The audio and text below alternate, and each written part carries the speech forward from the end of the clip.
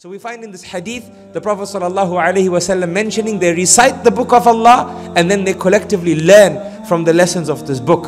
He says ﷺ that there's no group of people who do this except that Allah blesses them with four gifts.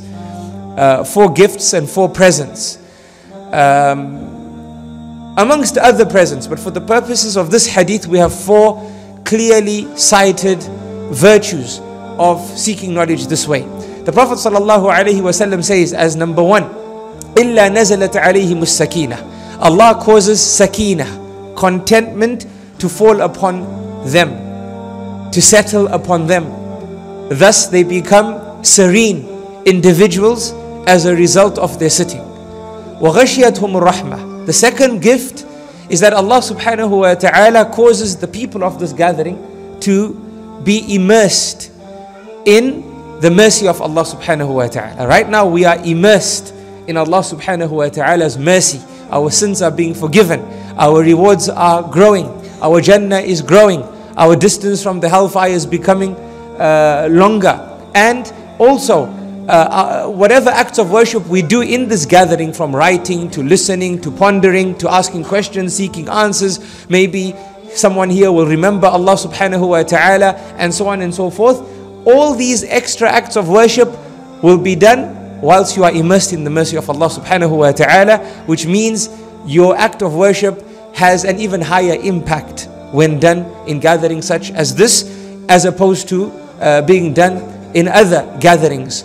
So our ibadah always has an impact, but a greater impact happens when we look after these other areas of virtue as decreed by Allah subhanahu wa ta'ala. The third gift is that Allah subhanahu wa ta'ala causes the angels to surround the people of this gathering.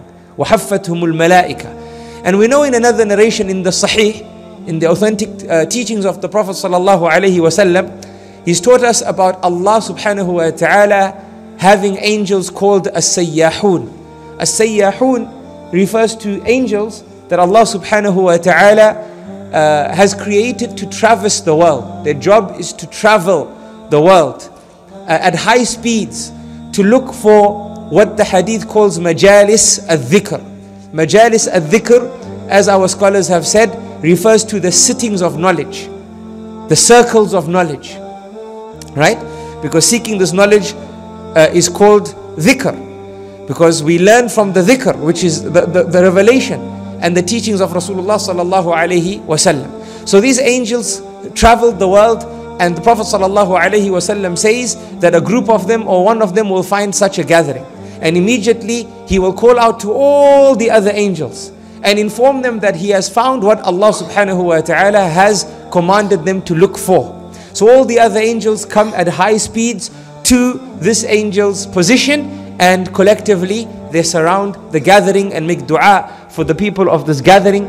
And in other narrations we also learn how the people of this gathering are always in a win-win situation. Even somebody who might enter the gathering for other reasons, maybe they came to pick up something or were just interested in what was going on and wanted to have a look without actually intending to learn, Rasulullah sallallahu alaihi wasallam teaches us that these are gatherings that can never place anyone who reaches it in a state of loss.